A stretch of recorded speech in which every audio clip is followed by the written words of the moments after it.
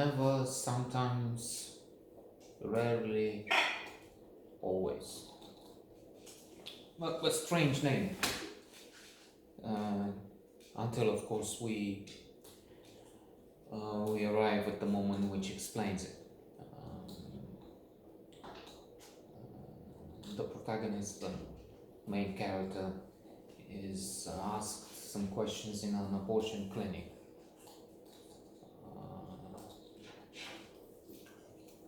Has your partner made you have sex? Sometimes, never, sometimes.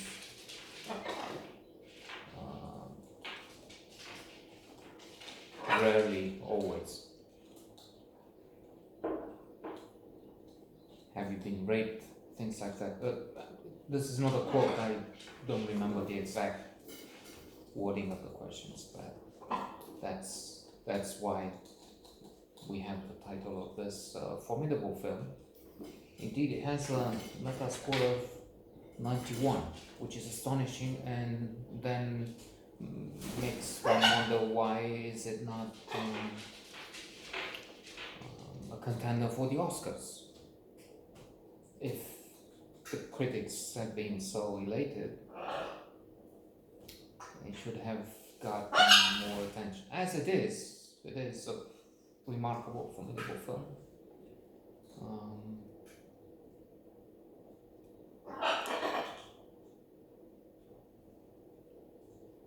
Telling a compelling story, a sad story of a girl, a teenage girl, 17, who has to deal with pregnancy. And as we get from the questions she gives, never, sometimes, rarely, always, she has had to deal with abuse. She has been forced to have sex. And we know that even when she doesn't answer, in fact, she starts crying. A couple of, 3 of the questions, she's not saying it with words, but it's clear from her answer that it's a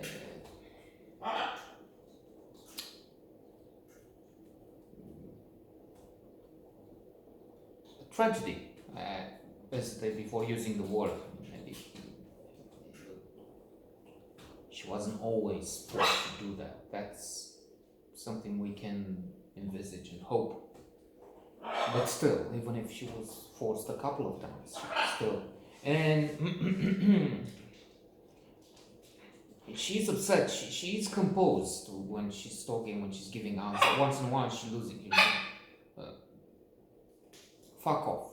She doesn't say that, but she's telling her friend.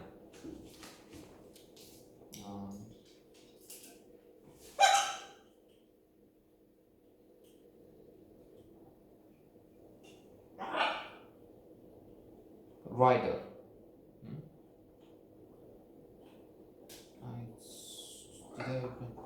She's Autumn, Sydney Flanagan, by the way. An excellent performance.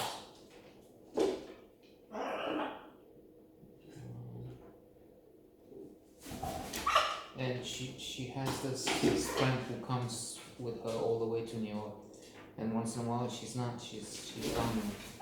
communicative or grumpy, but apart from that, she's not telling us all that there is inside, but we can, from the breakdown she has the questionnaire, the interview, that she's really unhappy, and it makes sense. She cannot tell. She doesn't. Apart from this friend, she doesn't have support from the family. She's very worried that her mother would hear, and then consequences will be dire. So worried, she's spending all the money, all the cash she has, to avoid having it on the card, and any information sent through bills or whatever. And so they will have a problem with money. They don't have money to get back, to Pennsylvania. They come from rural Pennsylvania and they go all the way to New York because regulations regarding abortions, teenagers in some of the clinics demand that an adult, a parent, would sign off on, and she doesn't want the parent to know, so how can she sign? There are many issues. There's a question there about what happened at the first clinic in Pennsylvania. Did the doctor, who looks like, at least to this view, promoting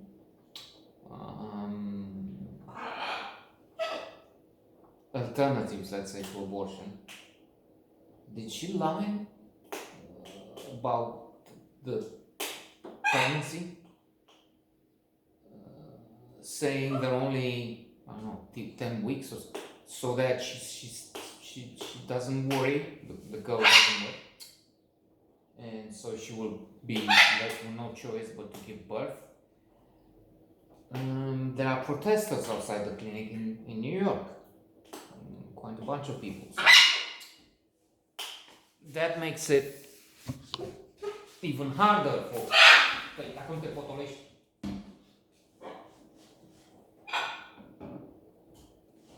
I'm eliminating this unwanted features. Warning: graphic, disturbing images will follow.